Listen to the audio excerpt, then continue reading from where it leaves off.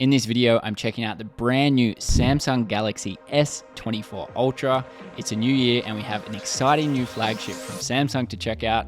Let's jump in.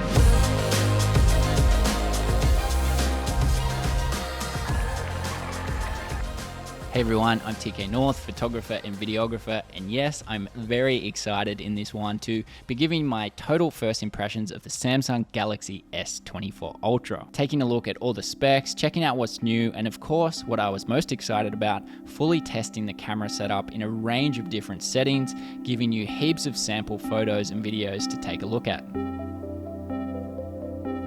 Spoiler, from my testing, I was really impressed with the results, especially with the updates to the telephoto camera, but more on that later on. A quick disclaimer that Samsung did send me this device for the purpose of this review, so a big thanks to them for getting this device out to me early so I could check it out and make this video. If you're into photography, make sure to follow me over on Instagram as well, where I'll be sharing more on the Galaxy S24 Ultra very soon. First of all, looking at the overall design, and yes, it does share a lot of similarities with its predecessor, but we do have some nice updates, which become even more notable when you get this phone in hand. Feels really premium, not only with the titanium finish, which looks and feels great.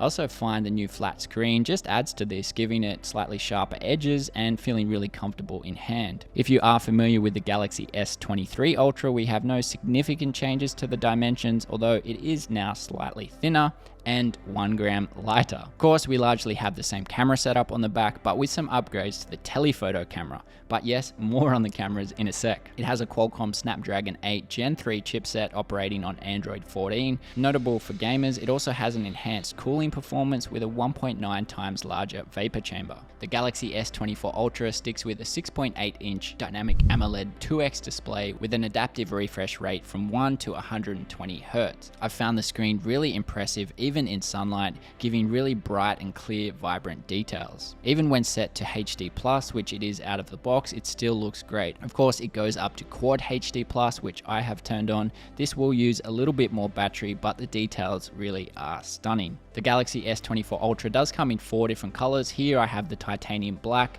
but it does come in titanium gray, titanium violet, and titanium yellow. In terms of the battery, it has a 5000 mAh battery, supports 45 watt fast charging, fast wireless charging, and wireless power share. So the Galaxy S24 Ultra does come in 3 different storage options, again from 256 and 512GB up to 1TB. Here in Australia, those prices ranging from $2,199 to $2,799, all with 12GB of memory. If you are familiar with the Galaxy Ultra line, of course, again, we have the S Pen. If you're like me and have terrible handwriting but you'd like to practice it, it also has some really cool AI features to tidy up your writing. But let's move on to what's most exciting for me, the camera setup.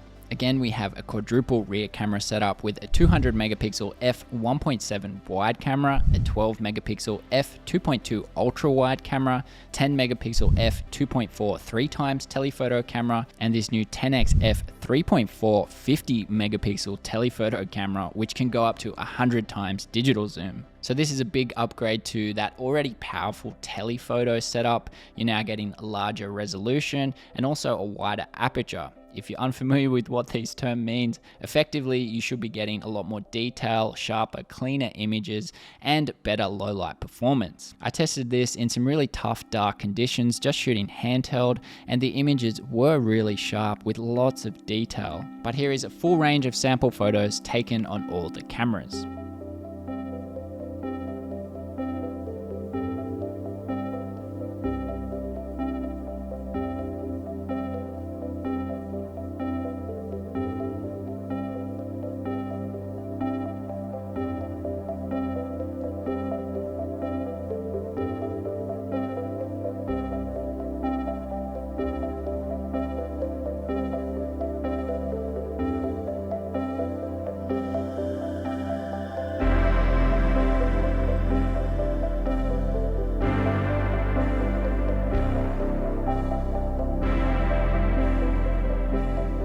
Just to explain the updates on the telephoto in a little bit more detail. So this main telephoto camera is now a 5x zoom optically, but with a large resolution, it can also crop in and give you 12 megapixel quality without any digital zoom all the way up to 10x, giving seriously impressive results with heaps of detail at both 5x and 10x. Lastly, here are a few selfie examples. Firstly, using the front selfie camera, and even for this, I thought the results were quite impressive for a selfie camera. Secondly, by using the 2-second timer and just turning the phone around, using the rear cameras was quite easy to take selfies as well. And moving on to some video examples.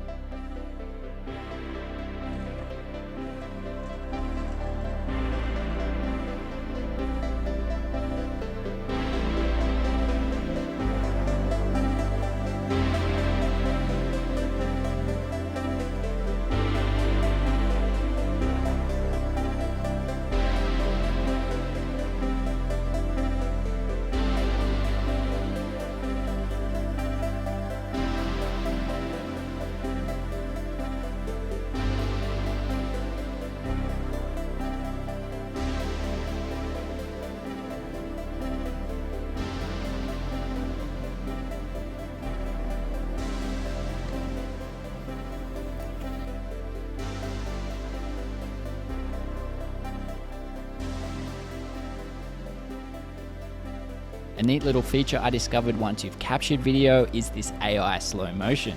So simply tap and hold the screen while you're viewing a clip to preview in slow motion. A really neat feature that works on footage at both 30 and 60 frames per second, but I did really like the result when you use it on clips that were 60 frames per second.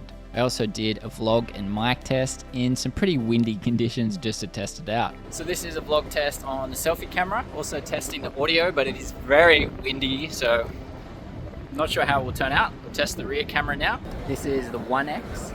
So again, testing the audio, again, a little bit windy here. And now with the ultra wide, again, testing audio and see how it looks vlogging. Last of all here, looking at some portrait mode photos, all taken with the default amount of background blur, which seems to cut around the subject really well. Testing here on an object with some clear areas that can really trip up most portrait modes, producing quite a natural looking result here. As someone who takes and edits a lot of photos, I mostly found myself just using the main camera mode since it does such a good job.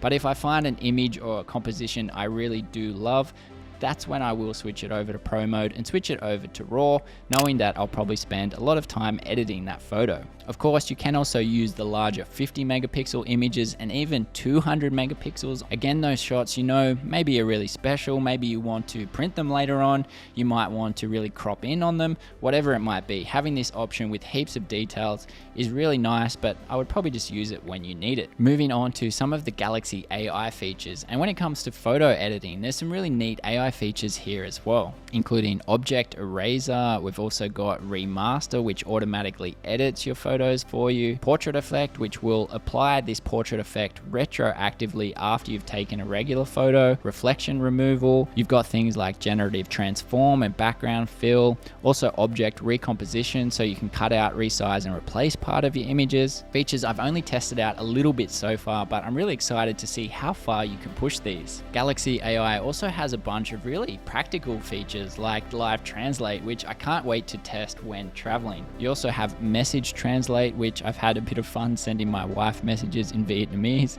which seems to work really well. You can also use this in any app like WhatsApp or Messenger, plus a bunch of other AI features like Note Assist and Chat Assist, which can summarize your notes for you or totally change the tone of your messages with the click of a button. So there we have it, the Samsung Galaxy S24 Ultra. I'm really excited to keep using this phone and testing out some of these new features even more. Will you be upgrading or checking it out? If you have any questions on the cameras or anything like that, let me know down in the comments. Thanks so much for watching. Keep on creating and keep on growing, my friends. I will catch you in the next one. Bye for now.